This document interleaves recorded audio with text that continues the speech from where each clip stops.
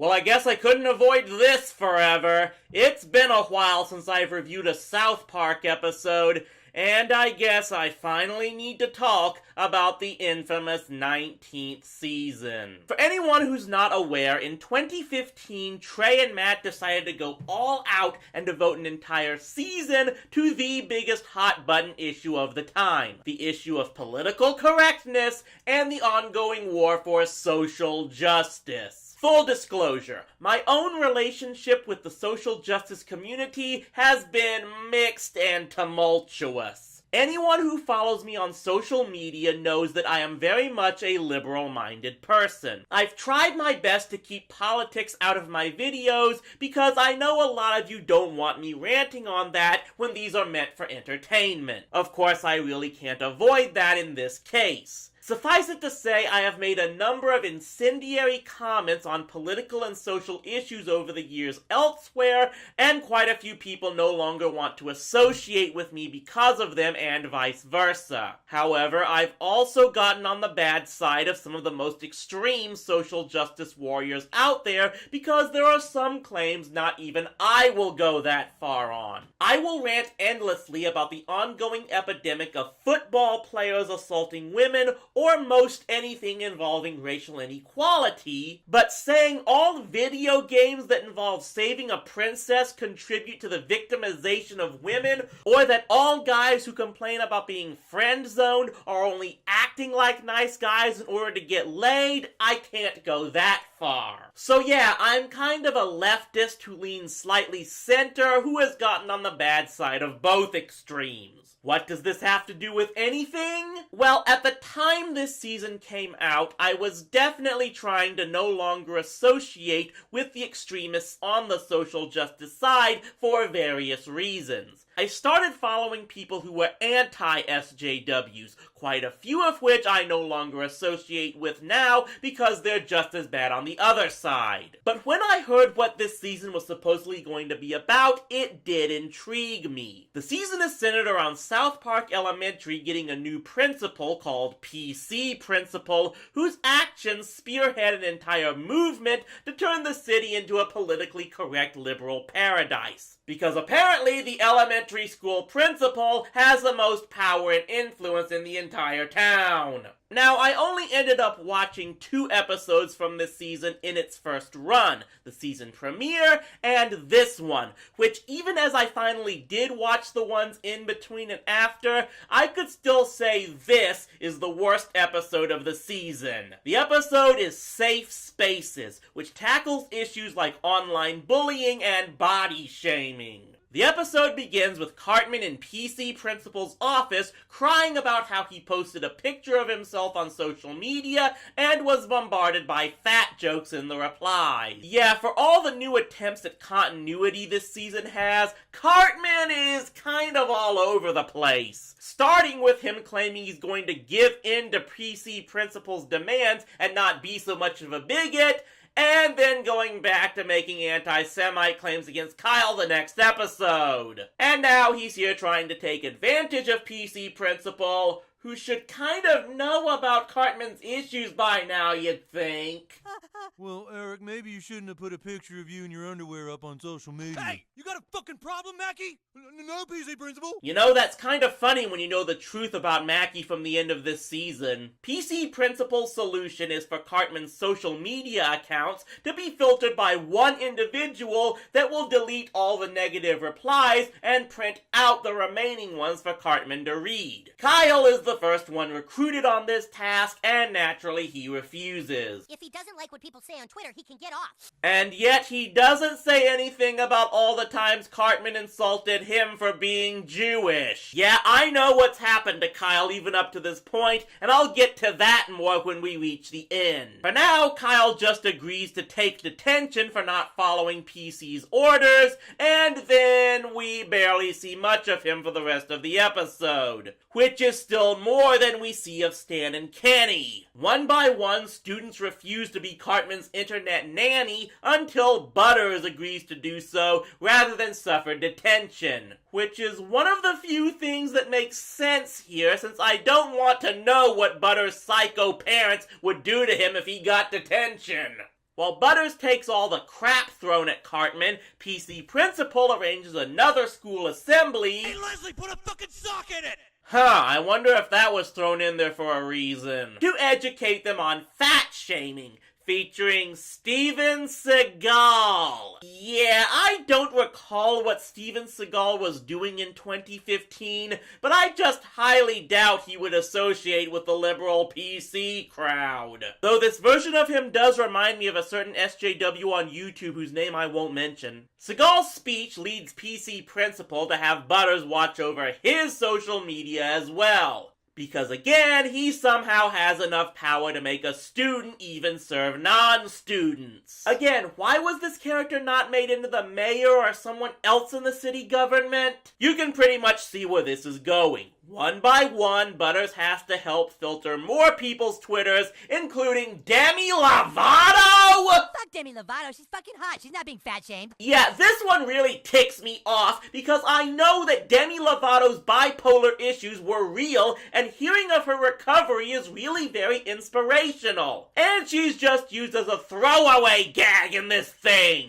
It pisses me off about as much as, well, Randy is pissed off at Whole Foods. Oh yeah, while all of that's been going on, Randy Marsh has been in an ongoing fight with the Whole Foods cashier who's been shaming him for not donating to their charities. Which of course is dripping with irony since Randy was the one who campaigned for the town to get the Whole Foods. Yeah, one of the key elements to this whole overall story arc is the fact that the city opened up a Whole Foods market. And all I can think is apparently Trey and Matt are less afraid of Whole Foods suing them for using their image than they are at Walmart. This ultimately leads to Randy starting up this whole campaign to designate grocery stores as safe spaces against charity shaming. He even gets all those special snowflake celebrities to join in on his cause. And this ultimately leads to everyone taking place in a Broadway musical number about safe spaces. Which is where we're introduced to the one-shot character everyone remembers from this episode. I am going to tear down your safe space. Brick by brick, I shall smash it with glee. What? Who is that? You cannot stop me from getting inside. I am cold and I am hard, and my name is Reality. Yeah, I'll definitely have more to talk about him very soon. But first, he shows up right in Butters' room because we didn't have enough creepy in this episode yet. So you're the one trying to destroy me, eh? What? You little shit! Keep me out, will you? And then he just disappears? What? I mean, he couldn't have been in Butters' head because he had never seen him before now. And then Butters starts running around the school naked because that's what we wanted to see. Well, at least they didn't draw any exposed genitalia on him. Yes, I know that episode exists, and don't you dare ask me to do it! And then he goes so crazy he jumps out the window, breaking his neck. Did I mention that Butterscotch was modeled after a co-worker of Trey and Matt's they love to annoy and bully? Meanwhile, Randy and the other PC guys have organized a whole charity gala for safe spaces, but reality crashes the party. And here's where we finally come to the big moment. The one everyone remembers from this episode. What's the matter with you people? You're sad that people are mean? Well, I'm sorry. The world isn't one big liberal arts college campus. We eat too much. We take our spoiled lives for granted. Feel a little bad about it sometimes. No. You want to put all your shit up on the internet and have every single person say, hooray for you. Fuck you. You're all pricks.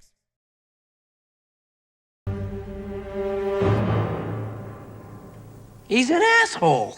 Okay, confession time again. When I first heard this rant, I actually cheered it, because I myself was in a very angry place at the time, especially against the most extreme of the social justice community. And there of course have been many people, especially those who continue to be anti-SJWs, who still love this speech. But then I actually did something rather extraordinary. I actually took the time to think about what he's saying. Reality is saying that people hurt and bully others because they themselves are angry and bitter with their own lives not being where they want to be. And that may very well be true. But the episode seems to suggest that this way of lashing out at your own problems is okay. That people have the right to insult and attack others to make themselves feel better instead of actually doing something to improve their lives, like work to lose weight or learn to appreciate what they have more.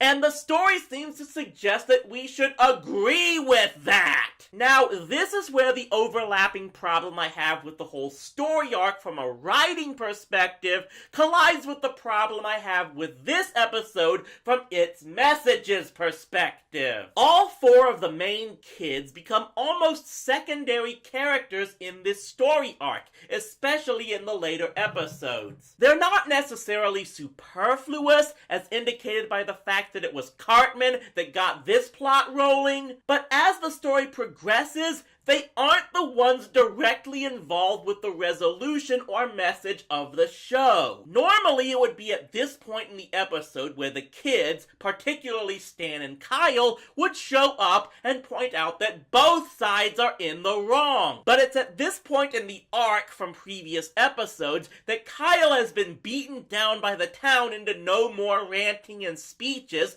so now it doesn't happen here. All that happens is when they see that Butters is in the hospital near death, Randy comes up with his own solution. Giving iPads to third world children to use them for cheap labor to erase internet bullying around the world. And then they kill reality in a public hanging. And we're apparently supposed to feel bad about this because the town is cheering it and they've all decided to ignore reality? Seriously, what side are we supposed to be on here? Generally in South Park, anything the adults do is established as the wrong thing and they are to be ridiculed for doing it, and that seems to be the case here. But by that logic, are we supposed to side with reality? The person who basically said nothing can be done to stop bullying, it's people's right to bully others, just accept that? As I said before, I have seen the whole season and how it ends,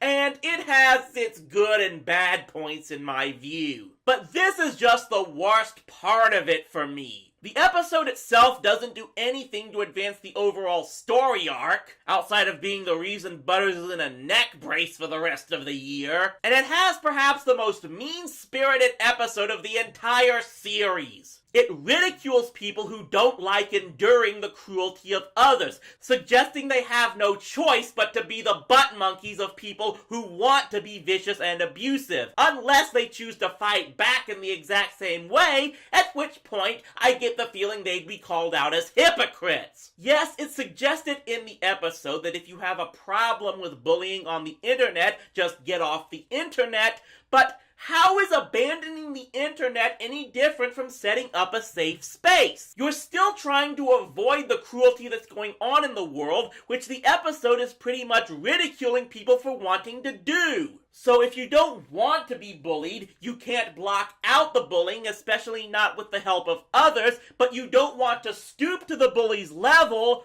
what else are you to do? It's basically saying people have the right to be assholes, but you don't have the right to not be around assholes. Yes, the rather sanitized ways the adults come up with to try and wipe away internet bullying and shaming is clearly not the way to go, but it doesn't mean that there's something inherently wrong with wanting to deal with bullying in some way. This is the number one problem with a lot of anti-PC people. The episode is ridiculing PC culture, but it doesn't do anything to condemn the actions of the bullies. Worse than that, it seems to be justifying said actions. It's almost like the creators of a show that spent nearly 2 decades insulting people suddenly have a problem being called out for it. As I've said in previous videos, at one point in time I thought that South Park had gotten better over the years, particularly with how they can mock social issues. But between this episode and the You're Getting Old Asperger story, it seems like Trey and Matt are getting really, really vindictive in these later years. They seem to be pretty much drilling in the ultimate message of everything in the world is crap, there's nothing you can do to change it, and you just have to learn to like living in crap. Stuff like this is why people like me are retreating more and more into Disney.